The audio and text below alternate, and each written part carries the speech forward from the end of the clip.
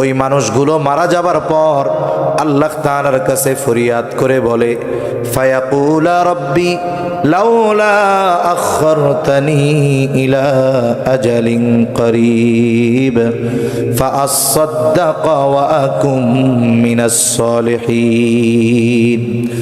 ও রব, যদি আবার একটু দুনিয়ায় যাওয়ার অবকাশ দিতেন।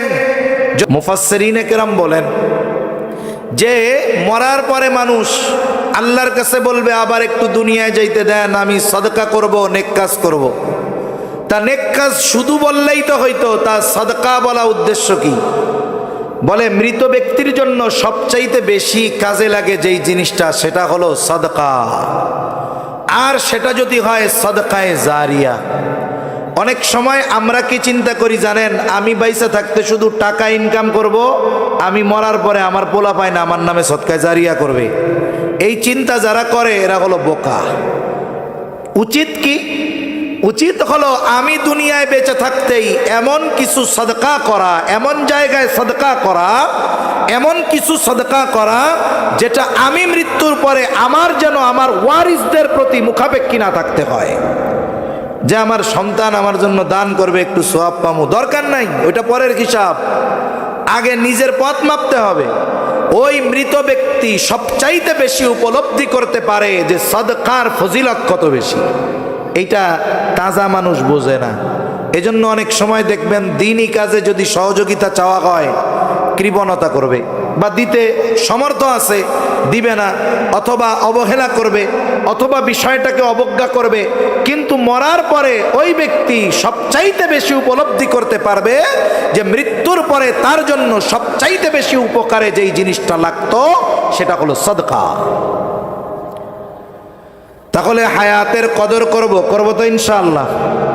হায়াত অহেতুকার গুনার কাজে ব্যয় করব না, নেকের কাজ ভালো কাজে ব্যয় করব।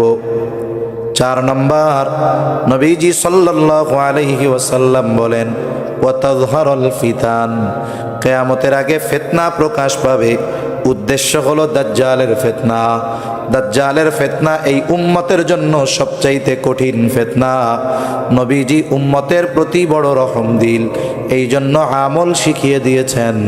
জুমার দিন যারা সূরা কাহাফ তিলাওয়াত করবে, নবীজি বলেন আল্লাহ তাআলা তাদেরকে দাজ্জালের ফিতনা থেকে হেফাজত করবে। পুরা সূরা পড়তে পারেন না, অসুবিধা নাই, আপনি কমপক্ষে 10টা আয়াত পড়েন জুমার দিন। প্রথম 10টা আয়াত পড়েন, বারবার ওইটা শুনেন, অডিও রেকর্ডিং করে মুখস্থ হয়ে যাবে। তাও যদি পড়তে না পারেন, জুমার দিন আপনার মসজিদের ইমাম সাহেবকে গিয়া বলেন, হুজুর আমাদেরকে একটু সূরা কাহাফের 10টা আয়াত তিলাওয়াত করে শোনান। ইমাম সাহেবের বেতন আমরা বাড়াই আর না বাড়াই, যদি বলি উনি স্বতঃস্ফূর্তভাবে আমাদেরকে এটা তিলাওয়াত করে শোনাবে। এইটা বলবে না যে দেখেন বেতন বাড়ান না কেন, সূরা কাহাফের 10 আয়াত শোনাইতে পারবো না। এটা ইমাম সাহেব বলবে? বলবে না। আমরা ওনার কাছ থেকে শুনবো, রেকর্ডিং করে নিয়ে নিজেরা শুনতে শুনতে মুখস্থ করব। বুজুর্গানে দিন বলেন এই আমলটা জরুরি বানাবো। কেমন জরুরি? বেঁচে থাকার জন্য শ্বাস প্রশ্বাস যেমন জরুরি, এই আমলটা ওই রকম জরুরি বানাবো। কেন?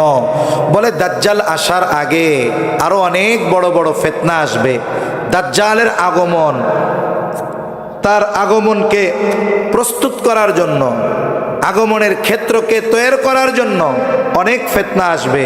এই আমলকারীরা ওই সময়টাতেও দাজ্জাল আগমনের আগে যেই ফিতনাগুলো আসবে, সূরা কাহাফের আমলের বদৌলতে আল্লাহ তাআলা ওই ফিতনাগুলো থেকেও তাদের হেফাজত করবে। সুবহানাল্লাহ। 5 নম্বর, ওয়াতাকসুরাল হারাজ, কিয়ামতের আগে হারজ বাড়বে। সাহাবা একরাম জিজ্ঞাসা করলেন, ইয়া রাসূলুল্লাহ, আমরা তো প্রতি বছর যুদ্ধের ময়দানে হাজার হাজার মুশরিকদের হত্যা করি, এটাও কি হারজ? নবীজি বলেন না না, হারজ কি?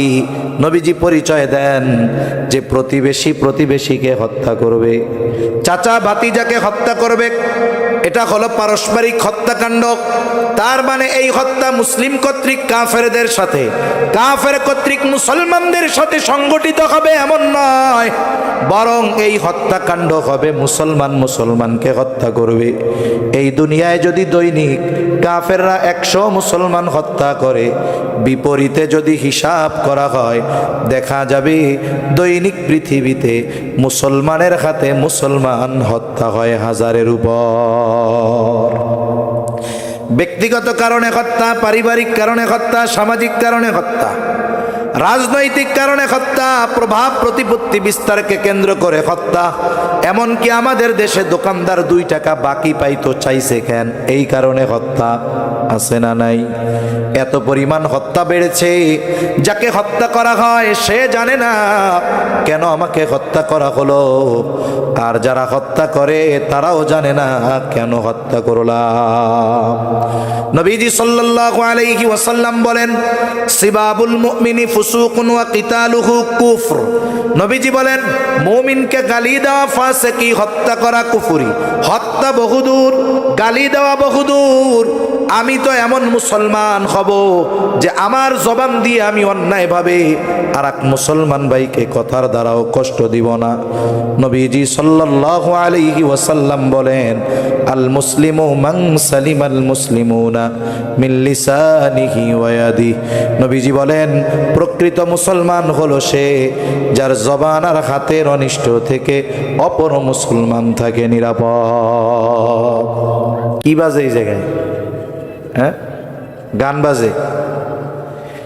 এটা যদি ইচ্ছা করে বাজায় থাকে তাইলে এর জন্মের সমস্যা আছে। যদি ইচ্ছা করে বাজায়, ওর জন্মের সমস্যা আছে, ও জানুক আর না জানুক, কোনো সন্দেহ নেই।